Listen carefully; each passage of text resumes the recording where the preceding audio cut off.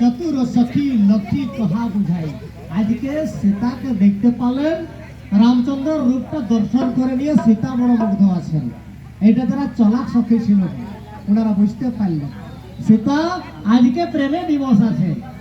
এটা লক্ষ্য করে নিয়ে নিজের সখীরা যারা চতুর সখী ছিল সীতাকে বুঝাচ্ছেন। কি বুঝাচ্ছেন? पहिरा बहु जयमाल सुहाई বলছেন, ওগো সখী তোমার হস্তে এত সুন্দর সুহাবনা মালা ধারণ করা আছে, তুমি এক কাজ করো সখী, আর যেন রামচন্দ্র প্রভুর সীতা রূপটা দেখে নিয়ে তুমি মুগ্ধ হয়ে থাকো না, যাও আর দেরি করছেন কেন, একটুকু বিলম্ব না করে নিয়ে যায় তুমি এই জয়মালাটা রামের গলাতে যেমন পরাও। এই এতটা আদেশ সীতাকে সখীরা দিলেন। তারপরে সীতা কি করছেন? শুনো তো যুগল কর মালা উঠাই। আজকে যেমনিতে সখীর মুখে এই কথাটা শুনলেন কে?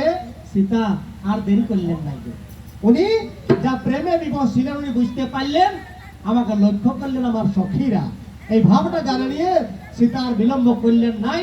তার দু হস্তকে দু হাতকে উঠালেন, যুগল কর দু হাত উঠালেন, আর উঠাই নিয়ে মালাটা কি করলেন না প্রেম বিবশ পহিরাই ন যাই।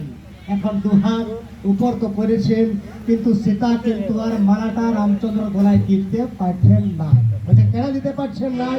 বলছে প্রেমে বিবশ।